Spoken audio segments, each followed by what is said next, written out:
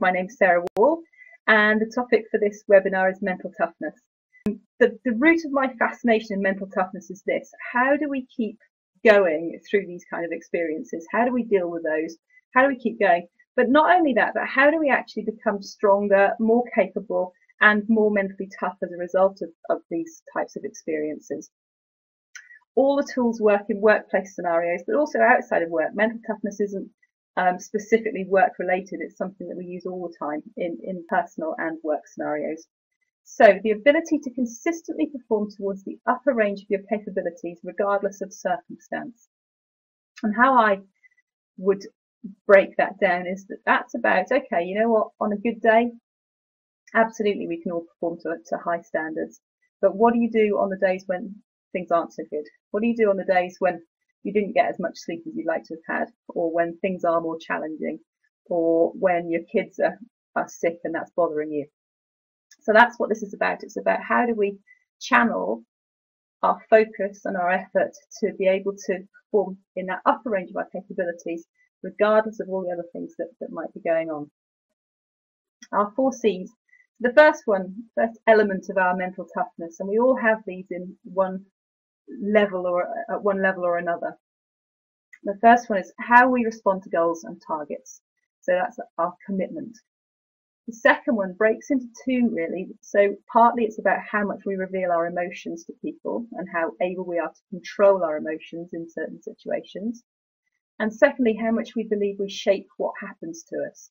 So do we feel able in any set of circumstances to take some control, take some responsibility and take some control for what's going on? So that's our control. The third one is challenge, and that's very simply, it comes down to, do we like challenge? Do we see it as an opportunity to try something new out, to perhaps learn something, to show what we can do? Or do we see it as a threat? Do we see it as a potential for failure? And then our final C is confidence. And this underpins, and as I'm sure you'll recognize, impacts the other 3. And that's about your belief in yourself and your abilities. So do you feel able to achieve what you're setting out to achieve? And secondly, do you feel able to assert yourself in certain situations? So are you confident interpersonally?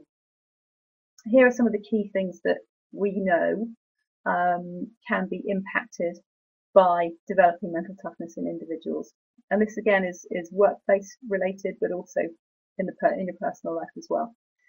Of course, there's no definitive right or wrong level of mental toughness that you should have. What we know is that simply that the greater levels you have of mental toughness and the more capable you are of digging into that mental toughness, then generally the easier life is, particularly dealing with stressful situations.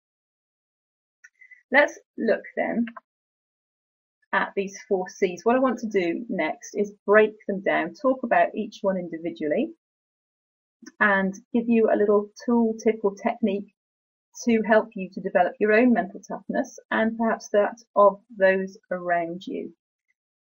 One of the things that we know is that a lot of stress is generated by a perceived lack of control.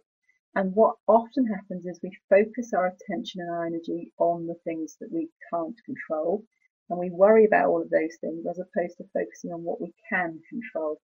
So a useful tool to use here is circles of influence.